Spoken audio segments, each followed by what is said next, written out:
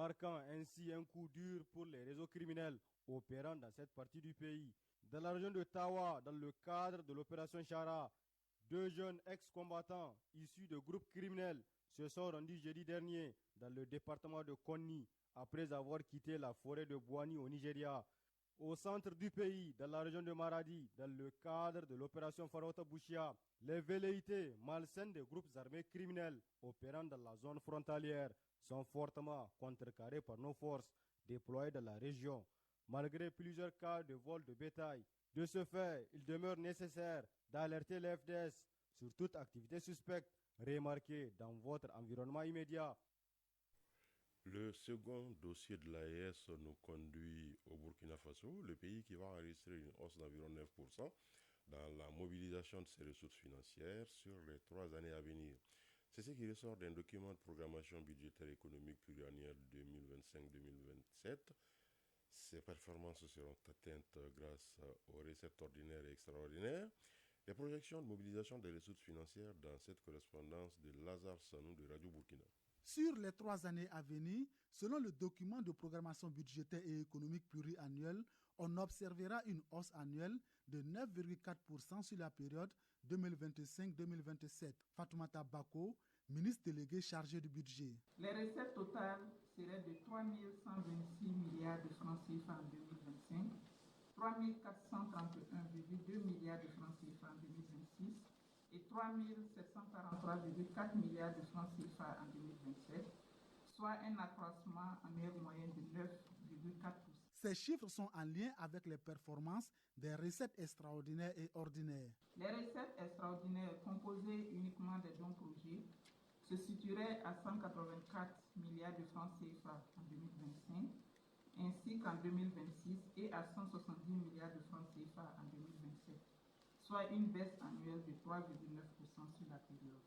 Les recettes ordinaires s'établiraient à 2 942 milliards de francs CFA en 2025, à 3 247,2 milliards de francs CFA en 2026 et à 3 573,4 milliards de francs CFA en 2027, soit un taux d'accroissement annuel moyen de 10,2% sur la période 2025-2027. Pour l'année 2025, les objectifs de mobilisation ont été assignés aux régies des recettes que sont la douane, le trésor et les impôts.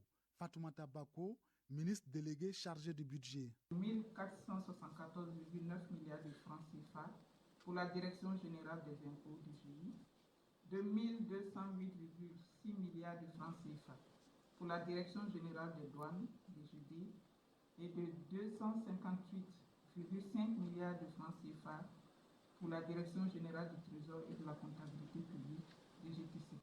Le DPPEP revêt un intérêt particulier dans le cadre de la gestion des finances publiques. En effet, il permet d'apporter une réponse technique aux problèmes d'articulation entre les stratégies de développement et le budget de l'État. Il est soumis à un débat d'orientation budgétaire au Parlement au plus tard le 30 juin de chaque année.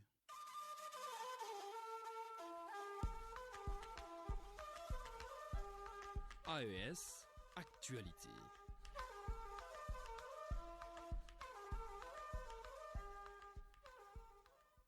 Voilà, nous arrivons à présent au dossier de cette édition. C'est un secteur qui gagne du terrain au Mali et se porte bien à ses goûts. Il s'agit de la collecte et du recyclage des cartons usés. Seydou Traoré, un jeune entrepreneur ambitieux, fait des merveilles à partir des cartons usés. Le natif de Ségou y voit une opportunité économique et un moyen de réduction de la pollution de l'environnement. Allons à la découverte de ces métiers de bricolage dans ce dossier signé Jacqueline Dakou.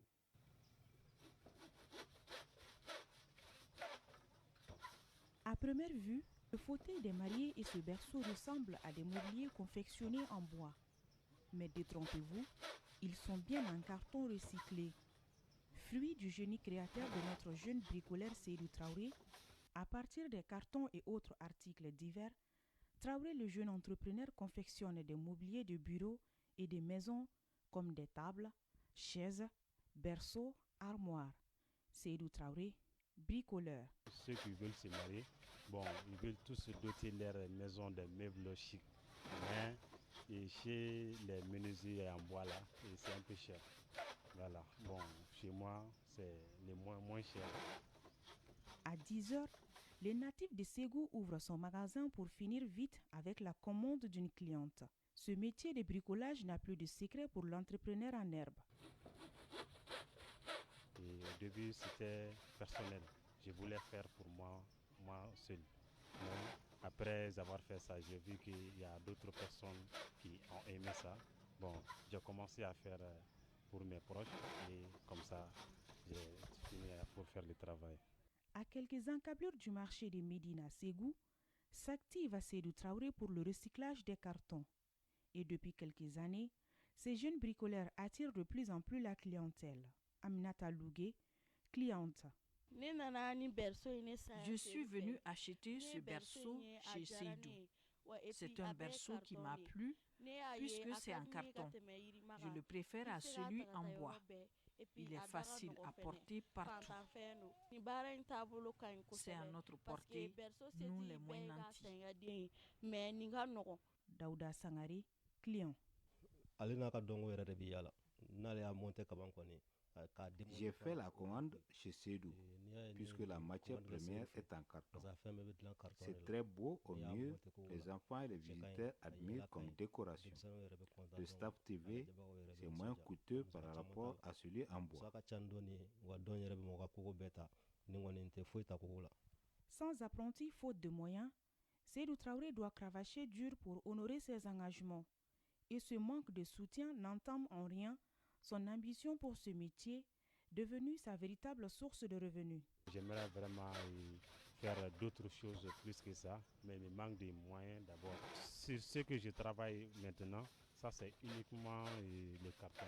Sinon, il y a d'autres déchets que je peux transformer encore, comme les plastiques, voilà, pour faire des tableaux lumineux avec ça. Mais je n'ai pas encore commencé ça. Il manque des matériels pour en faire ça. Pour confectionner les mobiliers, Seydou Traoré utilise comme matière première des cartons, des cols menuisiers et la sève d'arbre.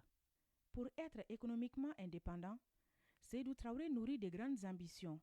D'ici à 5 ans, il entend s'élancer dans la transformation des cartons en alvéoles.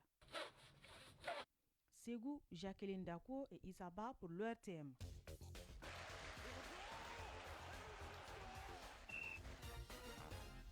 Vous l'aurez compris, nous sommes à présent dans la page sport de cette édition. Football, il y aura ce soir la Supercoupe d'Europe à l'affiche Real Madrid-Atlanta Bergame d'Italie. La Supercoupe donne le temps des compétitions européennes des clubs pour la nouvelle saison. Sur le continent, le week-end sera marqué par des matchs de tour préliminaire des compétitions interclubs. En Ligue des Champions, notre représentant de Djoliba a séjour samedi son match aller au Cameroun. Toujours au compte de ces rencontres de compétition africaine, certains clubs étrangers ont jeté leur dévolu sur le stade du 26 mars pour jouer leur match. La synthèse de l'actualité sportive, c'est avec Aridjou Matino. Football, compétition interclub, l'édition 2024-2025 de la Ligue des Champions et de la Coupe de la Confédération débute ce vendredi sur le continent à la faveur des matchs du tour préliminaire. Ainsi, plusieurs clubs des pays voisins du Mali, notamment les clubs guinéens et burkinabés qui n'ont pas de terrain homologué dans leur pays, ont choisi le Mali pour faire leur match au stade du 26 mars. Sirbeka Makassa, secrétaire général de la Fédération malienne de football. Ces deux fédérations nous ont sollicité pour essayer de jouer leur match ici à Bamako. Donc c'est avec empressement que nous avons donné notre accord de principe. Mais sous réserve que le ministère, qui est le propriétaire des installations, nous donne son accord. Effectivement, nous avons écrit au ministère des Sports. Lui aussi, il s'est empressé de nous répondre favorablement parce que c'est quand même un plaisir de servir à nos voisins. C'est ainsi qu'en Ligue des Champions ce vendredi au stade du 26 mars, Milieu FC de Guinée reçoit FC Nouadhibou de la Mauritanie. Le lendemain samedi, toujours en Ligue des Champions, AS Douane de Burkina Faso accueille au stade du 26 mars Coton FC du Bénin. En Coupe de la Confédération, dimanche 18 août, l'emblématique club guinéen Afia FC affronte au stade du 26 mars un autre club historique, Étoile Filante de Ouagadougou. Le stade du 26 mars est donc très sollicité en ce mois d'août. Un fort engouement à l'endroit de notre pays sur le plan sportif. Souleymane Bobo Tunkara, journaliste au quotidien national L'Essor. Une très bonne chose pour notre pays. Ça prouve une fois de plus que le Mali est un bon diatigui. Il ne peut que renforcer l'image de notre football sur le plan international. Quand on déborde un peu du cadre sportif, l'Étoile Filante de Ouaga, c'est un peu l'AES, donc c'est l'actualité. Ce qui est sûr, le Alfia aussi ne sera pas orphelin ici. Baba Sissouma, directeur de Maliba FM, directeur de publication du journal Match. C'est le week-end du plaisir, c'est le week-end du spectacle, c'est le week-end du beau football. C'est le week-end, en tout cas, qui va être pour nous, fans du ballon rond, un week-end inoubliable. Et les spectateurs seront gâtés pour le plaisir des yeux. Tout cela prouve que le Mali est fréquentable, le Mali a des infrastructures.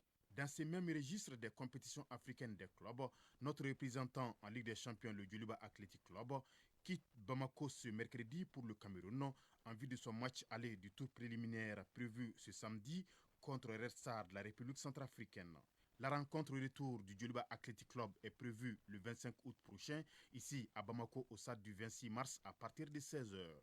S'agissant du stade malien de Bamako, notre représentant en Coupe de la Confédération, il est exempté du tour préliminaire. Les Blancs de Bamako entreront en lice au mois de septembre. Par ailleurs, en Europe, se joue aujourd'hui la Supercoupe d'Europe à Varsovie en Pologne. À l'affiche, Real Madrid, vainqueur de la Champions League, et Atalanta Bergame d'Italie, le club de l'international malien El Bilal Touré, qui a remporté l'année dernière l'Europa League. Côté Real Madrid, la recrue phare, le français Kylian Mbappé, est dans le groupe et pourrait faire ses grands débuts ce soir avec le Real. Coup d'envoi de la rencontre 19h temps universel. Chronique de l'environnement. Le Mali, comme plusieurs pays sahéliens, fait face à des défis climatiques de plus en plus pressants, avec des températures en hausse et des précipitations de plus en plus imprévisibles. Les conséquences sur l'agriculture, les ressources en eau et la sécurité alimentaire se font sentir. Les agriculteurs, qui représentent une grande partie de la population active, sont parmi les plus touchés. Les sécheresses récurrentes et l'érosion des sols réduisent les rendements agricoles, mettant en péril la subsistance de millions de Maliens. Et cela a un impact direct sur la sécurité alimentaire. La sécurité climatique et le changement climatique, c'est le sujet de la chronique de l'environnement, une réalisation de Yagoubou Koulibaly en rediffusion. La sécurité climatique est un concept plus large qui intègre les conséquences du changement climatique sur la stabilité et le bien-être des sociétés humaines. Elle se concentre sur la manière dont ces impacts climatiques affectent la sécurité alimentaire, la disponibilité des ressources en eau, la santé publique, les déplacements de population et les conflits. Carolina Sarzana, spécialiste en sécurité climatique à Alliance Biodiversity et SIAT. On parle de risques sécuritaires liés au climat. L'idée, ce n'est pas de mettre toute la responsabilité sur le climat, mais avec la recherche sur la sécurité climatique, on essaie de comprendre comment le climat peut multiplier ces facteurs d'insécurité et comment se créent les cercles vicieux entre vulnérabilité écologique et climatique et vulnérabilité humaine. Omar Samake, directeur Sahel Institut de recherche et développement. Les changements climatiques causent beaucoup de phénomènes, inondations, sécheresses, qui causent beaucoup de crises. Et quand ces crises-là arrivent, les communautés ont vraiment du mal à s'adapter. Donc cela implique qu'il faut les aider à être plus résilients au changement et à la variabilité climatique, en sorte que les actions d'adaptation soient sensibles aux conflits et soient sensibles au contexte dans lequel ces programmes-là se réalisent. La sécurité climatique implique donc une approche multidimensionnelle et proactive pour gérer les risques et les impacts des changements climatiques tout en assurant le bien-être et la stabilité des populations. Carolina Sarzana, spécialiste en sécurité climatique à Alliance Biodiversity et SIAT. Pour le Mali, elle est très importante parce que le Mali fait face à de nombreuses contraintes et de nombreux défis climatiques qui se manifestent dans un contexte où il y a déjà de la dégradation environnementale, donc qui va renforcer ces défis. Et on retrouve aussi déjà présent des conflits. C'est vraiment de comprendre comment tous ces facteurs interagissent les uns avec les autres. Omar Samake, directeur Sahel Institut de recherche et développement. Il y a beaucoup de phénomènes qui se sont passés au centre du Mali, tout simplement parce que ces aspects de sécurité climatique n'étaient pas pris en compte. Donc aujourd'hui, c'est extrêmement important pour le Mali de prendre en compte cette notion de sécurité climatique. En somme, la sécurité climatique est une réponse proactive et stratégique aux défis posés par le changement climatique. Elle vise à protéger les sociétés humaines des impacts négatifs du changement climatique. Pour le Mali, comme pour beaucoup d'autres pays, la sécurité climatique est cruciale pour assurer un avenir stable et durable. Voilà, à cette heure passée de 26 minutes à Urukila, se referme cette édition. La coordination éditoriale a été assurée par Ousmane Dao. À la mise en onde, il y avait Soumaïla Diarra. Merci d'avoir été de nôtres. Prochain rendez-vous des infos, 13h. Vous retrouverez Tenema Monikata. Mais d'ici là, je vous propose de suivre tout à l'heure la page météo avec Mahamadou Keïta, les avis et communiqués avec Moussa Koulibaly. Retrouvez cette édition sur www.ortm.ml et sur l'ensemble de nos plateformes digitales. La mise en ligne de la présente a été assurée par Mohamed Koulibaly. Excellente suite de programme sur l'ORTM.